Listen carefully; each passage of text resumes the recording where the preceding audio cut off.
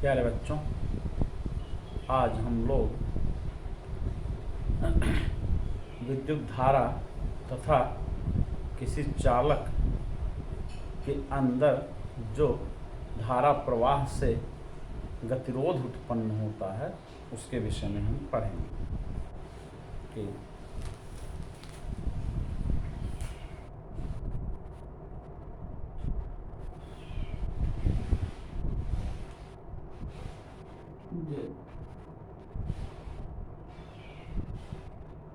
चालक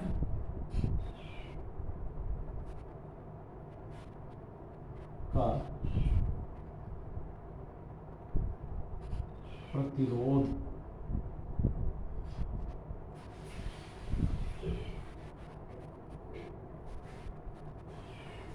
अब जैसा कि कल हम लोगों ने देखा था कि मान लीजिए कि ये कोई चालक पदार्थ है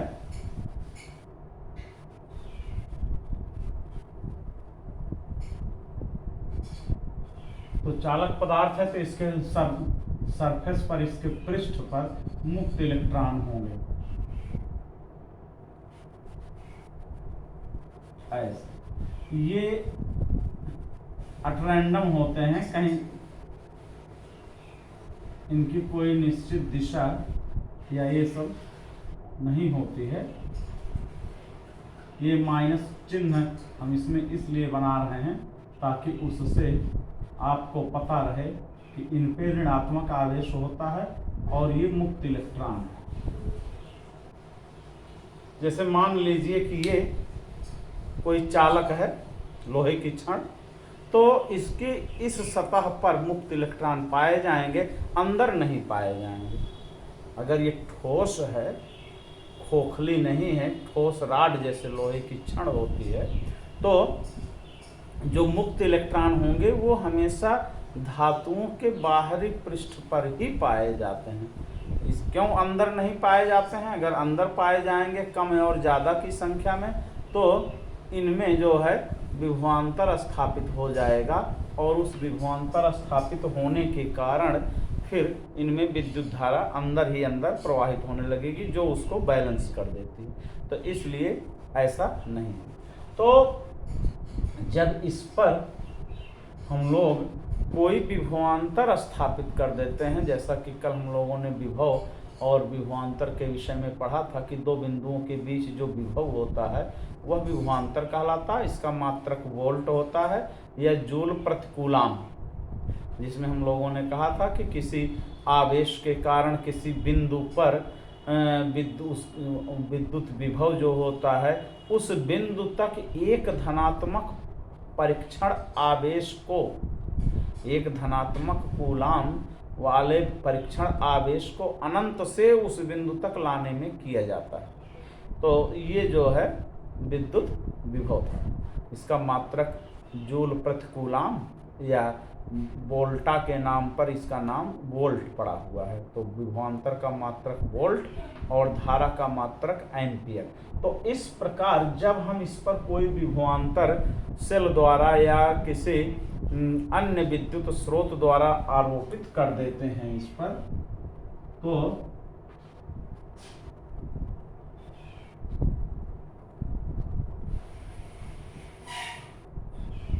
अब ये सेल का प्लस भाग है, ये सेल का माइनस भाग है।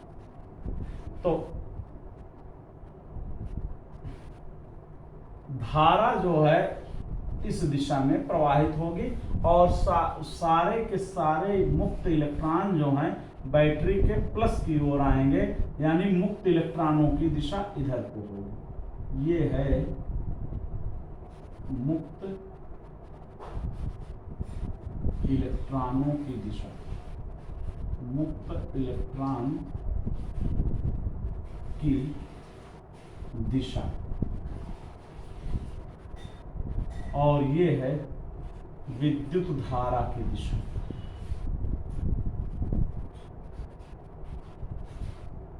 ये दिशा जो है विद्युत धारा की दिशा, सारे इलेक्ट्रॉन इधर को आएंगे और इस प्रकार से, और विद्युत धारा चालक में इधर की ओर यानी क्षण में इधर की ओर प्रवाहित होगी और ऐसे होते हुए ये जो है पूरा परिपथ जो है पूर्ण हो जाता है। तो यहाँ पर होता क्या है कि धातु के अपने कुछ निजी गुण जिसमें इसका अपना व्यक्तिगत गुण होता है इस चालक पदार्थ का, जिसके कारण यह जो है मुक्त इलेक्ट्रॉनों का प्रवाह आसानी से नहीं होने देता, उनमें गतिरोध उत्पन्न करता है। तो धातुओं का वह गुण जो उसमें विद्युत आवेश के प्रवाह अर्थात विद्युत धारा के बहने का विरोध करे, वह प्रतिरोध कहलाता है। इसको अब यह गुण कौन कौन से हैं हम इसको पढ़ेंगे यहाँ पर, परंतु इसका विस्तृत अध्ययन आपको इलेक्ट्रोडायनेमिक्स के हायर क्लासेज में मिलेगा पढ़ने के लिए। तो सीधा सा मतलब हुआ कि चालक पदार्थों का वह गुण, चालक पदार्थों का वह गुण जो उसमें धारा प्रवाह का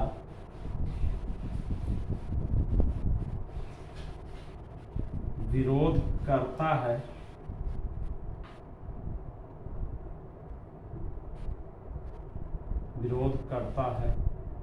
प्रतिरोध कहलाता है। प्रतिरोध कहलाता है ये। इसीलिए विद्युत धारा के प्रवाह में ऊर्जा की खपत होती है, ऊर्जा का लॉस होता है, जिसके कारण काफ़ी ऊर्जा व्यय हो जाती है विद्युत धारा को एक स्थान से दूसरे स्थान तक प्रवाहित कराने में। यदि यह गुण न पाया जाता कि वो विद्युत धारा का विरोध करे, तो एक पतले से तार में से कई एम्पियर की विद्युत धारा कई हजार विभवांतर वोल्ट पर प्रवाहित की जा सकती थी, परंतु ऐसा नहीं होता। तो इस आधार पर हम लोग ये जान लिए हैं कि चालक का वह गुण जो उसमें विद्युत धारा के प्रवाह का विरोध करे। ध्यान दीजिएगा, जैसे हम लोगों की गति का विरोध करने वाला बल जो होता है वो घर्षण बल कहलाता है, इसी प्रकार से चालकों में विद्युत धारा के प्रवाह का जो विरोध करने का गुण पाया जाता है वह प्रतिरोध कहलाता है, विद्युत प्रतिरोध कहलाता है। और साथ ही साथ इसी प्रतिरोध के कारण ही किसी जगह पे विद्युत धारा को बनाए रखने के लिए एक विद्युत स्रोत की आवश्यकता होती है, चाहे वो सेल के रूप में हो, चाहे वो घरों में आने वाली विद्युत सप्लाई के रूप में हो, चाहे सौर ऊर्जा के रूप में हो। तो इस प्रकार ये विद्युत प्रतिरोध होता है। अब इसी से रिलेटेड बहुत बढ़िया और सबसे महत्वपूर्ण वो है नियम, जिसे हम लोग ओम का नियम कहते हैं। अब ओम के नियम के विषय में हम लोग अध्ययन करेंगे।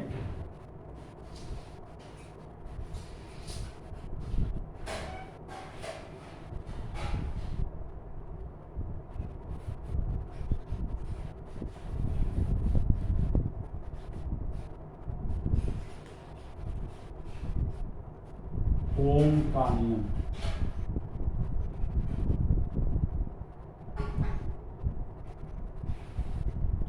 बहुत महान वैज्ञानिक ओम थे।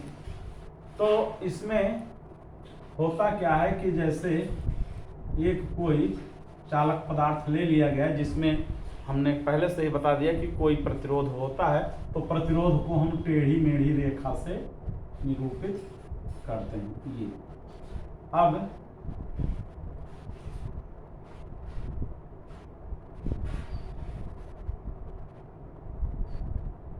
इसके समांतर में एक धारा मापी लगा देते हैं और ये मान लीजिए कि 2 सेल लगा दी गई हैं बैटरी के रूप में, और यहाँ पे कहीं कुंजी या स्विच की व्यवस्था कर दी गई है और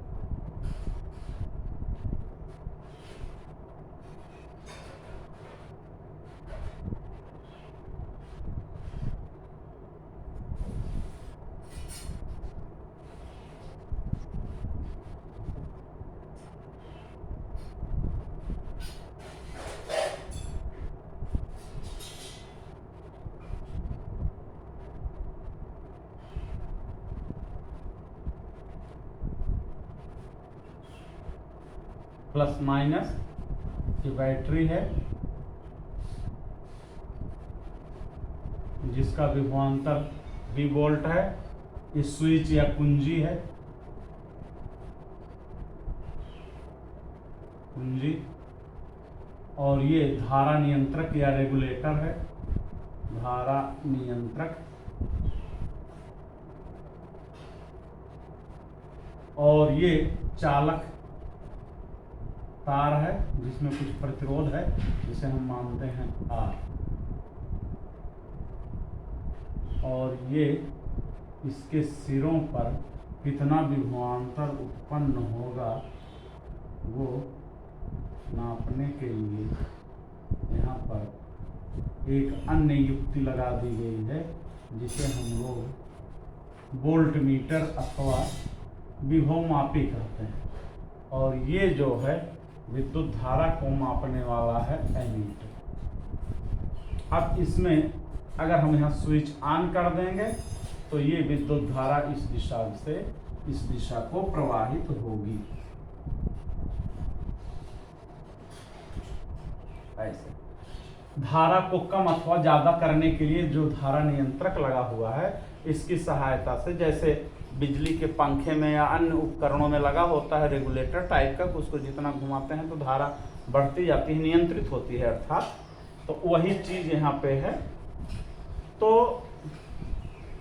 अब ओम का नियम जो है, इस चालक तार में प्रवाहित होने वाली धारा और इसके सिरों पर उत्पन्न विभवांतर के बीच के संबंध को दर्शाता।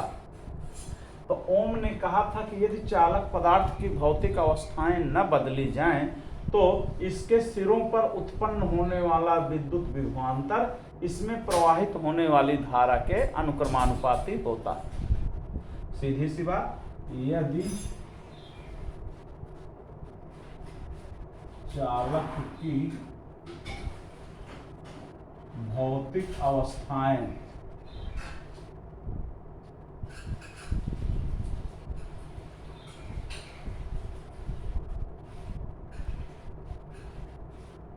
जैसे ताप, दाब आदि न बदलें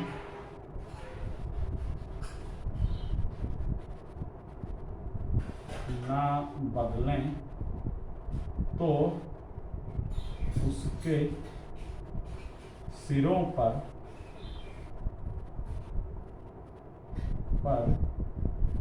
उत्पन्न विभवांतर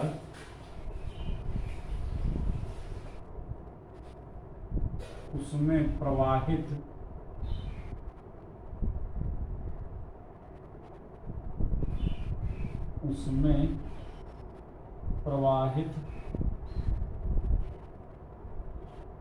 धारा के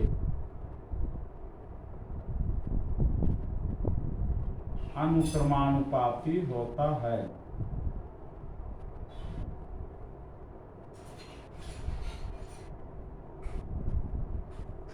अनुक्रमानुपाती होता है। ये है ओम के नियम का स्टेटमेंट। भौतिक अवस्थाएं, अगर इस चालक की भौतिक अवस्थाएं न बदलें अर्थात ताप, दाब, लंबाई, मोटाई वगैरह न बदलें तो उसमें प्रवाहित होने वाला जो उसके सिरों पर उत्पन्न होने वाला जो विद्युत विभवांतर है उसमें प्रवाहित होने वाली धारा के अनुक्रमानुपाती होता है।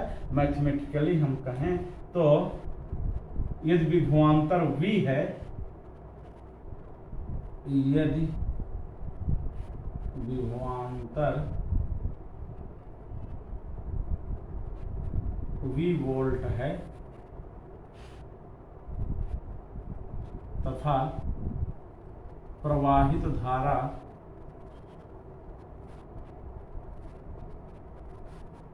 I एम्पियर है तब V समानुपाती है I के, या V equal to R into I, जहाँ R समानुपातिक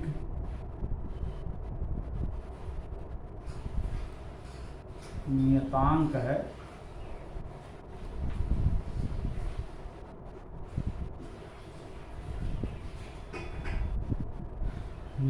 है जिसे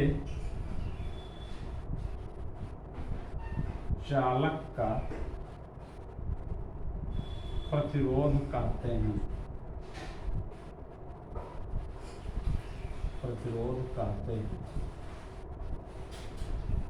तो ये ओम का नियम हुआ।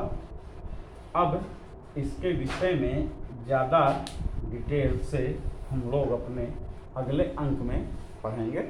तो यहाँ पर यही ध्यान देने की बात है कि ओम का नियम, इसका स्टेटमेंट और इसका हम लोग ग्राफी निरूपण पढ़ेंगे, और साथ ही साथ प्रतिरोध की निर्भरता किन किन तथ्यों पर होती है, तो इसे हम डिटेल में फिर अगले अंक में पढ़ेंगे।